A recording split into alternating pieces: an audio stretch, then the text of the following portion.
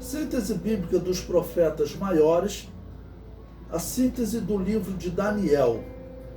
Número 1 no nosso livro diz: a educação de Daniel e outros jovens hebreus na corte de Nabucodonosor. Estudando Daniel capítulo 1, versículos 1 a 21. Versículo 1. E o Senhor entregou nas suas mãos a Jeoaquim, filho do rei Josias. Israel ainda aguardava um livramento de Deus, como acontecera nos dias do profeta Isaías. E eles aguardavam por quê? Parece que nessa primeira investida, Nabucodonosor levou um grupo pequeno de israelitas, um grupo que fazia parte da corte, as pessoas para estudar a cultura babilônia, e também, se eles tinham alguma cultura especial, os babilônios estudarem. Esse sistema de troca de conhecimento, de troca de informação, era muito comum no mundo antigo.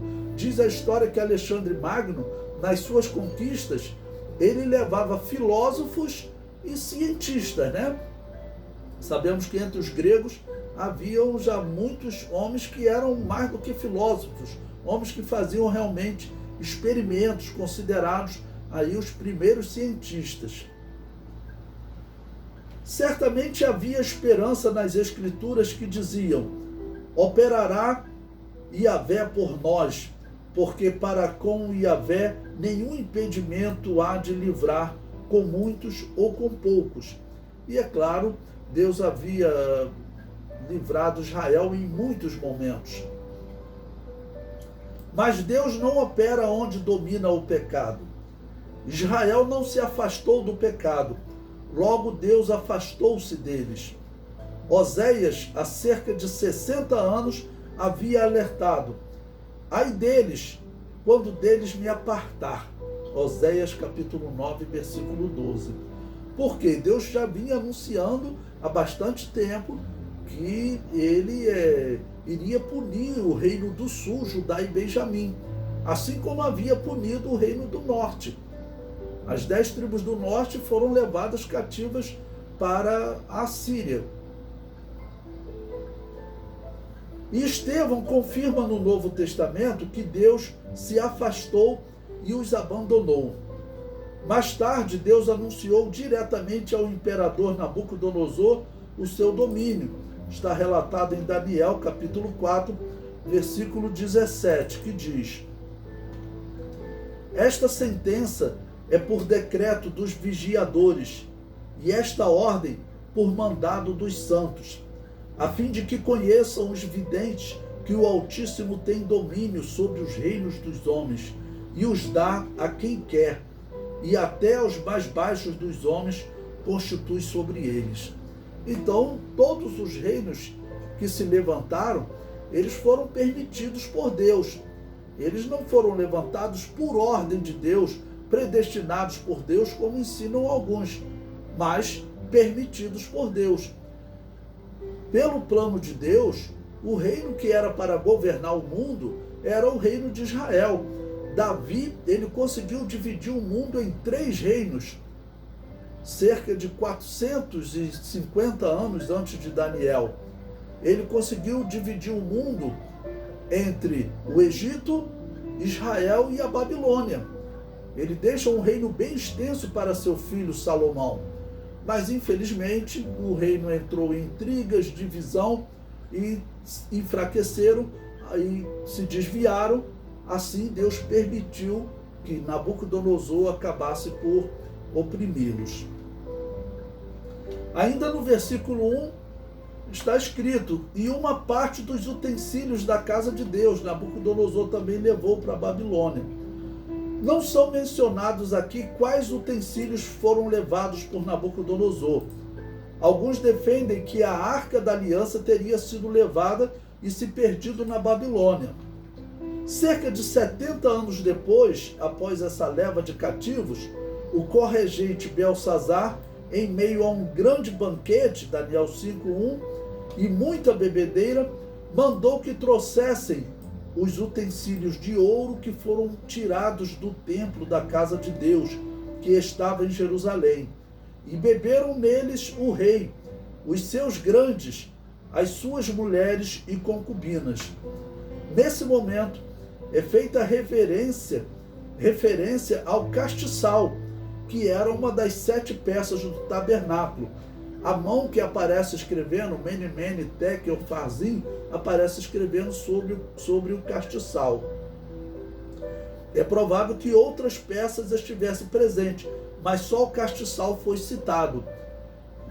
A arca, ela pode ter sido levada para a Babilônia, nós não sabemos o que aconteceu com ela, mas a arca também pode ter sido enterrada por sacerdotes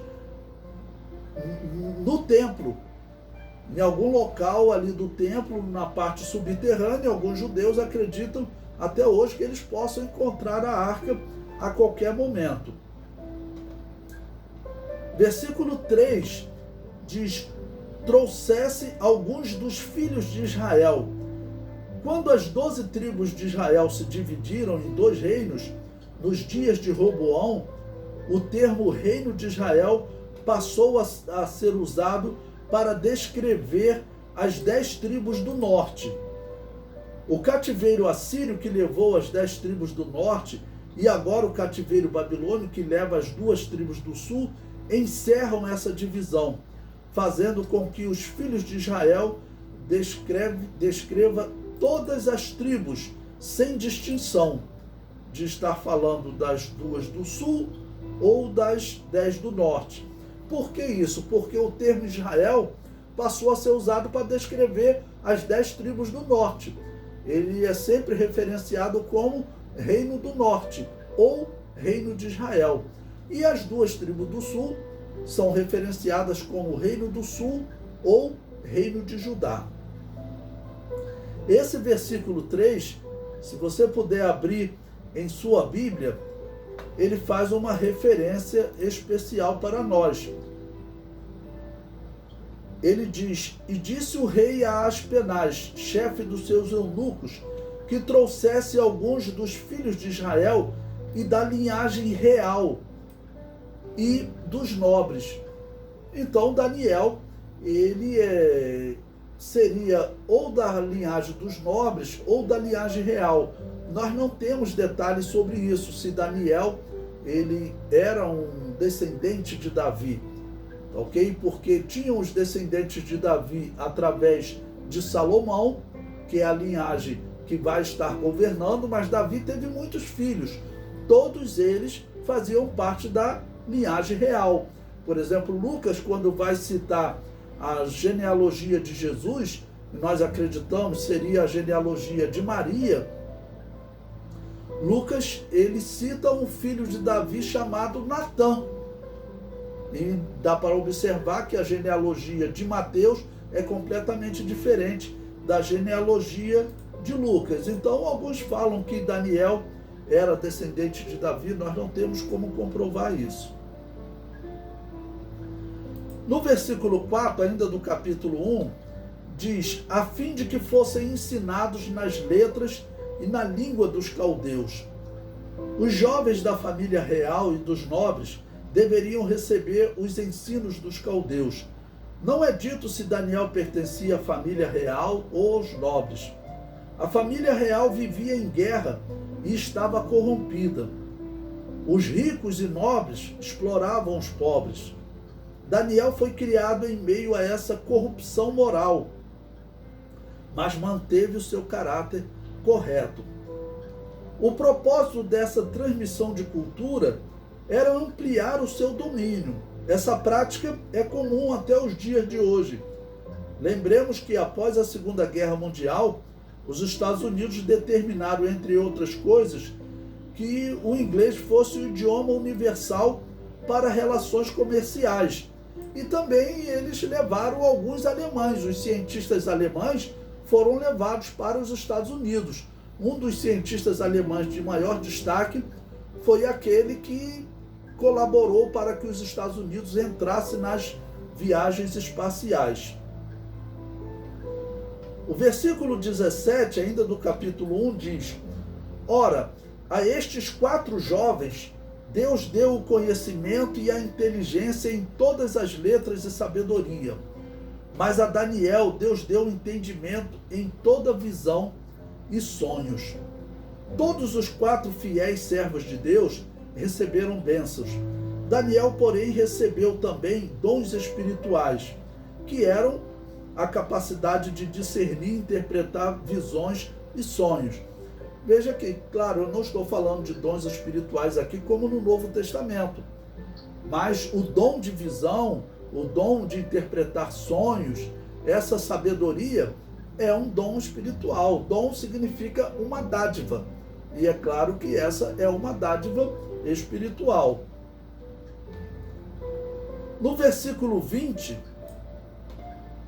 está escrito: e em toda matéria de sabedoria e de inteligência, sobre que o rei lhes fez perguntas, os achou 10 vezes mais doutos do que todos os magos ou os astrólogos que havia em todo o seu reino. A mão poderosa de Deus deu saúde física, intelectual e espiritual a Daniel. Esse dom traria respostas que os magos babilônios não conseguiriam através da consulta das estrelas, porque era assim que eles traziam interpretação para os babilônios, para os reis. Essa descrição prepara a próxima sessão, onde o rei recebe revelações que só Daniel consegue discernir. Mas nós veremos então nesse próximo capítulo como era essa revelação.